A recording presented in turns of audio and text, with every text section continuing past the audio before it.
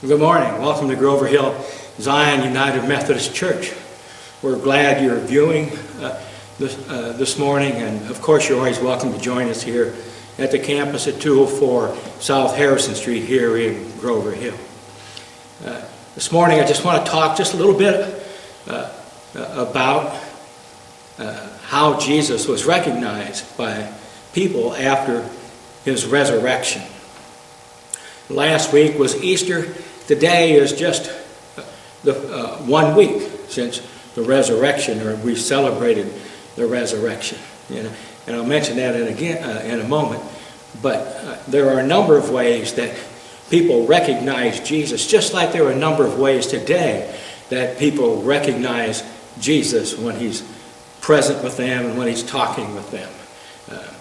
At first, on the day of the resurrection, Mary and some women went to the tomb to dress Jesus' body by putting oil on it and putting some spices on it, as was tradition. When they arrived at the tomb, they had the shock of their life. The body was gone. And the angel said, "Why are you looking for the dead among the living? He's not here. He is risen. He is risen." And he appeared to the women, and they went back to tell the others. And Mary was there, grieving and mourning, and Jesus appeared. And Mary didn't recognize him. And she thought he was the gardener. And of course, then Jesus spoke her name, saying, "Mary." And immediately, at the mention of her name, Mary recognized Jesus. Jesus speaks to our hearts as well, and he calls us by name. And oftentimes we recognize Jesus' voice, just as Mary did. And we know that we're in his presence. We know that he is with us. The women, Jesus appeared to them, and they were excited. They all ran back to tell the disciples, who were cowering in a locked room, in the upper room, in fear, afraid the Jews would come and take them away and do to them what they did to Jesus.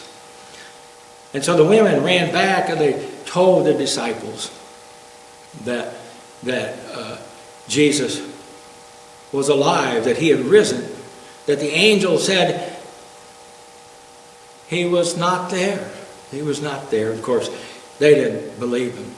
And Peter took off running to the tomb himself to see for himself. He got there and went in, and he saw the evidence. And we're not told whether or not he believed or not. John as well ran behind Peter, and John went in, and he saw the evidence, the grave clothes folded up.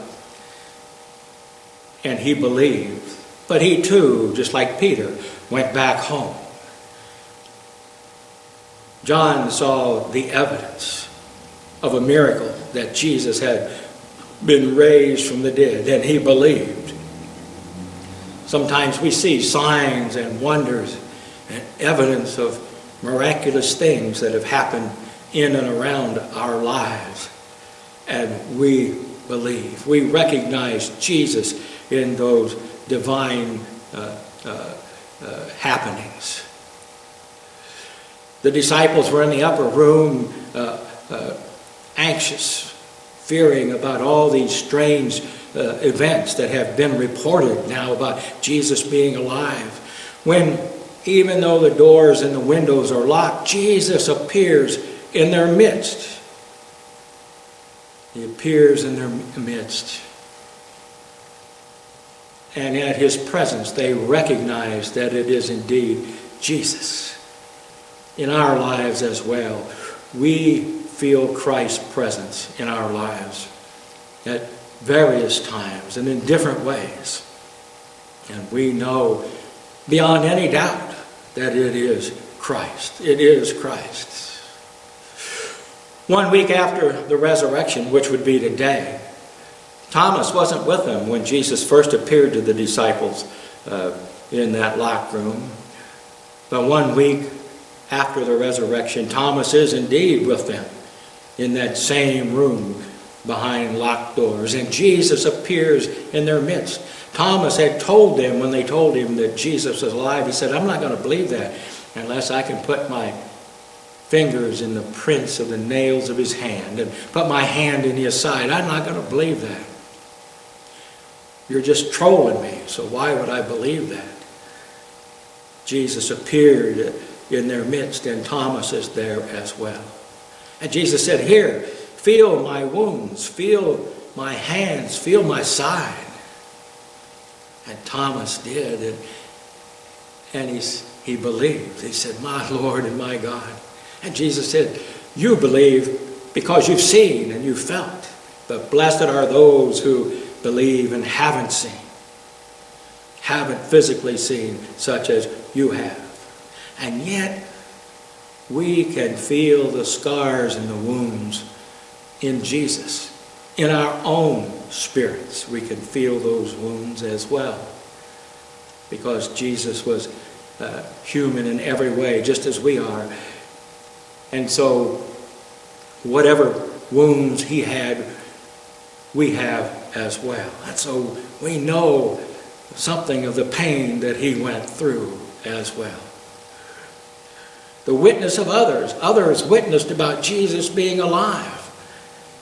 And others believed that indeed it was Jesus. The reading of the scriptures, by the way. You know, after we're told that after Jesus ascended, that the disciples were reading the scriptures and the prophecies and that had been made about Messiah. And they came to the conclusion that Jesus had fulfilled all of these prophecies. All of these prophecies. Let me just share with you. I came across an article recently. It talks about the odds of one person fulfilling all of these prophecies. It said one person fulfilling 8 prophecies, the odds of that happening are 1 in 100 quadrillion. Can you comprehend quadrillion? Yeah, I can't even comprehend when they're throwing around all these dollar figures like play money. I can't comprehend that. To put it in perspective, we know what hundreds are, right? 10 hundreds make 1,000. 1,000 thousands make 1,000,000. 1,000 millions make 1 billion. 1,000 billions make 1 trillion. And 1,000 trillions make 1 quadrillion. And so multiply that then by 100 to get 100 quadrillion. The number is astronomical, uncalculable. How could anyone believe anything else other than those prophecies that were pointing to Jesus? If one person in 48 fulfilled 48 of those prophecies, that number would be, the odds of that happening are something like 10 to the 157th power. Now, you can calculate that. I don't have a clue what kind of a number you would come up with if you were to calculate that. Finally, if one person fulfilled more than 300 of those prophecies, it can only be Jesus. It could be none other than Jesus. One other way that we, well, there are many ways that we can recognize Jesus, but one other way I want to mention this morning that Jesus can speak to us and speak to our hearts and our spirits. And we recognize that it's Him speaking to us is through music, through the ministry of music. And we're blessed this morning to have Mark and Cindy Maynard with us this morning. Perhaps you've heard them at the Gospel Expo if you were there singing. They've been here before. Unfortunately, they weren't able to make it here last year because everybody had to shut down. But they're back here now, and I say music. Beethoven said that music is the language of God. He said, we musicians are blessed. We are as close to God as a person can possibly be. We hear His voice, we read His lips, we give birth to the children of God. who sing his praise. That's what musicians are. We are close to God, and we inspire others, give birth to others in the name of Christ. I guess I should have said one other thing about how we can recognize Christ. There were two disciples on the road to Emmaus. After all the events had taken place, they left Jerusalem in the upper room, decided to return to their home in Emmaus. It was about 7 miles west of Jerusalem that they were headed for their home.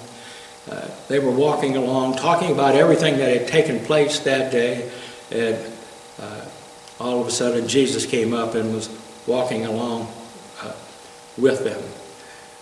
And he heard them talking about the events that took place, and Jesus said, "What things?" And they looked downcast. They said, "Man, are you only a visitor to Jerusalem? Have you not heard about all the events that have taken place this weekend?" He said, "There was a holy man, a prophet, Jesus of Nazareth. We thought that God sent him to us to rescue and save us from the Roman Empire. But the teachers of the law and the chief priests were jealous of him, and so they arrested him and turned him over to the Romans. And the Romans in turn put him to death, and he was buried in a tomb. Now today is the 3rd day since his death on Friday.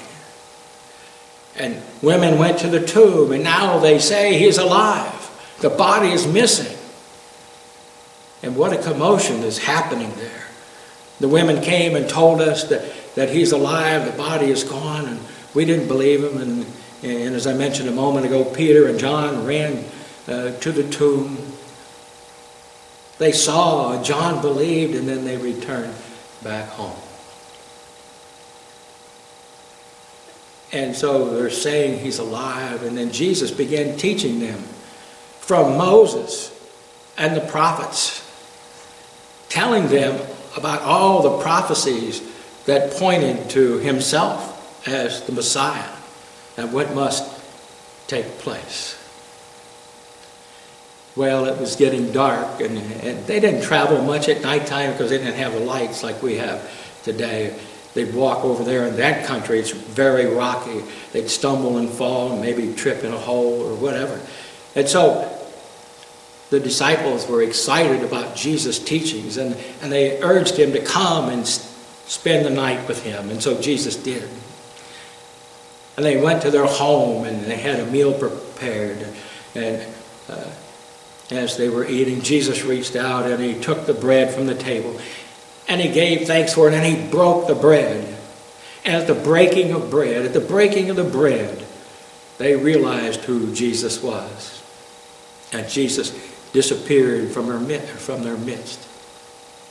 When we take Holy Communion here, at the breaking of the bread, we feel Christ's presence oftentimes. The breaking of the bread. We recognize him. At the listening of music, and the singing of music, and the worship of God, and the worship of Jesus through music, we acknowledge and recognize just who Jesus is as he speaks to our hearts and our spirits. So I invite Mark and Cindy Maynard to come and just to minister to us in music. Amen. Have a blessed week.